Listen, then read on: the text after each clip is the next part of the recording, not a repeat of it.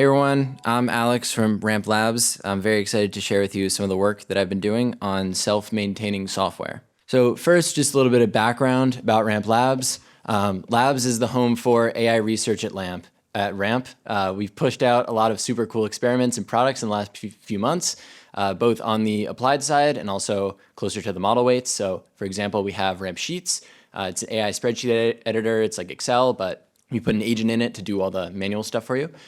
We also put out latent briefing recently. It's a system for sharing context between agents. That one was definitely a lot closer to the weights and the KV cache. Also steer, you might have seen, using steering vectors to essentially influence the output of chatbots towards specific topics. But I'm here to talk about a project I worked on, how we made Ramp Sheets self-maintaining.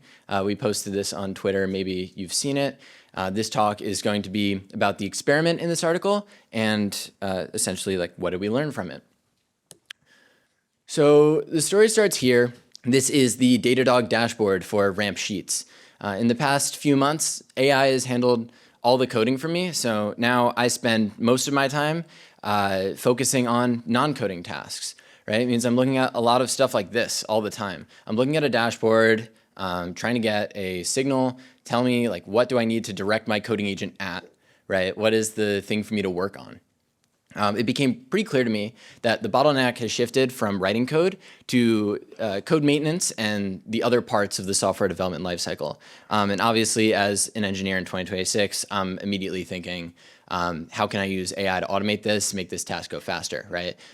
Is there a way to automate the whole software lifecycle, not just the coding part? And how would I build this automation? Before I go any further, though, I have to introduce Ramp Inspect, because all of the work I'm going to talk about was built on top of Inspect. Inspect is a background coding agent that we built for ourselves at Ramp.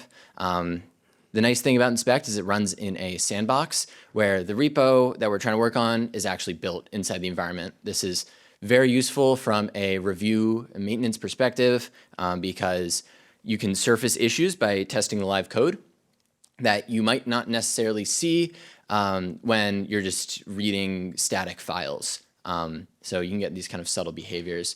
It also scales out very well. I can start as many sessions as I want.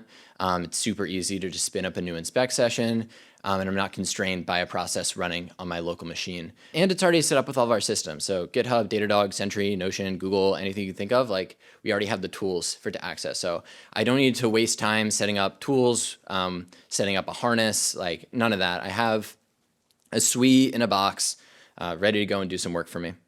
The first pass I took at creating a sort of self-maintaining software system was a simple nightly automation. So every night I have an inspect session. It runs on cron, and it just has a preset prompt to go do things. I tell it to scan for security issues, make sure that all of our core functionality is still working, so sanity testing. Any recently merged PRs, stress test those. And then also see maybe you can surface any bugs that are like latent in the system that we haven't seen yet. You know, I don't want to wake up to problems. I want to wake up to solutions. So I made it a system of action where Inspect will auto-generate pull requests for every bug that it finds. The real power, as I've said before, is the sandbox. So we have real tests, real API requests against live running code. This has a lot of advantages for us. It decreases noise because every error that I've seen has actually been reproduced inside the sandbox. And it also improves the quality of the fixes because in order for a fix to go through, I say you have to pass your initial reproduction, right? So I know every fix like actually works. And this approach is very simple and it's effective. And it found several real bugs every night we ran it. But there were definitely some serious weaknesses. So the automation is completely stateless is one of these weaknesses. Every night it starts fresh. So the agent just reverts to its default behavior. Aside from any new PRs that were merged in the past 24 hours, we're still checking the same stuff, the same paths every night. And so we see kind of diminishing returns on the number of useful issues surfaced over time. Another issue is difficulty parsing a large observability surface. So We just have like a large amount of telemetry that comes out of a production app, right? You have logs, metrics, spans, a ton of it. This volume of stuff to sort through leads to a lot of difficulty in finding non-obvious bugs, right? So we're very good at finding things that are obviously wrong. We have a big red error message, unhandled exception, et cetera. Like we'll get that every time. But a lot of issues in production don't have like, very obvious signals that they're happening. It could manifest itself in really bad P90 or P99 latency on a specific function. You could even have an issue that you can only tell from the telemetry through the correlation of two different metrics, right? So there's a lot of subtle stuff that's very difficult to kind of divine out of this large observability surface. So yeah, those are our two issues. We need to have some way of keeping state inside of the system. And I didn't want to solve, general agent memory, those like markdown file folders. Like I didn't want to get into too much of that because that just rapidly increases the scope of what I'm building. And I also wanted some way of narrowing the agent's focus to specific segments of our observability surface so that it doesn't have to start from scratch every time and kind of understand everything every 24 hours. An abstraction that was very useful for this is monitors. So monitors like on Datadog. For state, there's a monitor description. This is persistent, hosted in the cloud. It can hold information about the system. And for focus, narrowing the scope, every monitor is created against a specific issue, right? So a monitor goes off, I know what's happening in the code that caused it to go off. I set up an automation so that whenever a pull request merged in any of the ramp sheets code paths, we would automatically call inspect and say, put up monitors against this new PR. And then when the monitor goes off, we kick off inspect and say, fix the issue. This is a very simple setup, but it works very well. So it gives us remarkable visibility into the code base. We can scale out the number of monitors because responding to issues is now AI driven, and so the cost is very low, and it scales horizontally very well. The second anything out of the ordinary happens, like we're alerted, a fix is suggested. I have an example here. In the past, we've caught employees of a certain company trying to benchmark ramp sheets, essentially see how good it was. And so we put a blanket ban on their emails, but the way we implemented it actually wasn't comprehensive. So a few weeks later, they came back and they were still able to log in successfully. And I got alerted right after this happened saying, here's what happened, here's the fix, right? And go merge it. We merged it in and it worked very well. So that's one example of kind of this level of very fine granularity visibility you have into the entire code base. The number one objection I got when I was planning the system is, how are you going to control noise? And this was absolutely justified. I turned the system on and immediately just got assaulted with slop coming from the agent.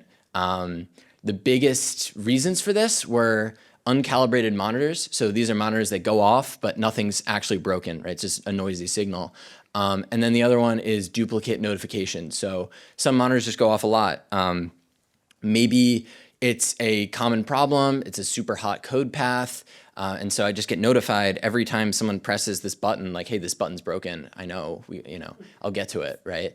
You don't need to keep sending me the same alert over and over again. So we solve these issues with a triage pattern. So for dealing with the noisy monitors, we say when the monitor goes off, inspect will first evaluate the merit of the alert. It'll look at historical data. It'll assess the total scope of everything. And it will decide, is this noise? Is this real? And then either tune or delete the monitor if it's noise. For dealing with duplicates, when inspect puts up a fix for a real issue, it will edit the monitor description to include the new PR that just created. So that the next session that comes off for that same issue, it will already see that a fix has been put up. There's no need to alert, and so it doesn't alert. It keeps itself silent, essentially, and quits after a few agent turns. Let's see. Oh, I really like this graphic. The general idea here is that the old monitoring paradigm is on the left. These are like kind of loose, broad strokes monitors. Essentially, tell me if there's an unhandled exception as part of the code. Tell me if our latency craters. Tell me if something's very obviously bad. There might be one super critical part of the code that's very highly instrumented, but that level of effort is not applied uniformly across the code base. There are certain parts of your code that are essentially unwatched. It could break and you have no idea. And then the new monitoring paradigm that I'm proposing is on the right. Every single part of the code base has a high level of monitoring effort applied to it. The observability system is dynamic and it evolves with the code as you're continuing to contribute to the code base. And anytime anything at all deviates from expected behavior, you know about it and you have a fix ready to merge in.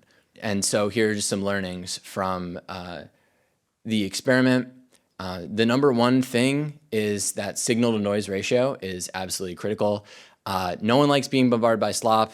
Teams ignore noisy monitors already. Putting an AI on it is not going to make them not ignore it.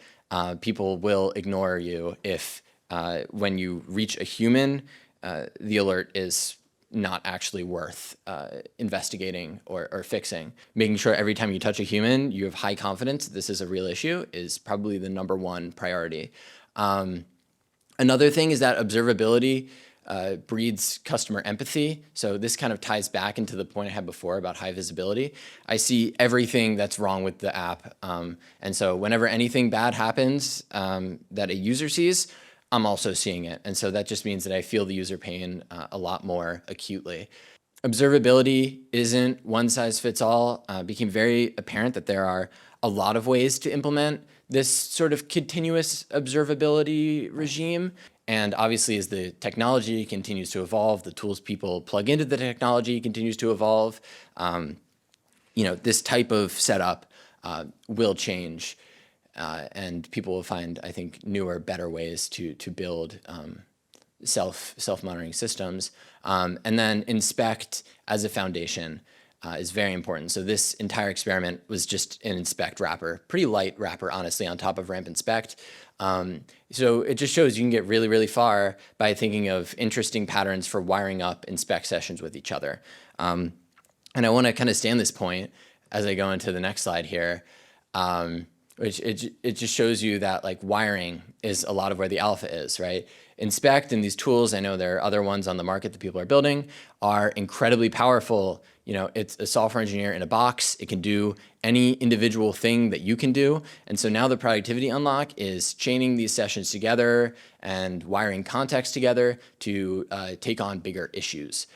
You can almost think of inspect as like a unit of SWE work that I can call through API, right? I know a lot of people have been talking about the software factory, building a factory that ships out software. Inspect or a background agent, you can think of almost as the primitive of that factory, like the building block. And as we think about software factories, it's important to shift our thinking from just building software to building the pipeline that builds software. We've seen processes like this happen in the past.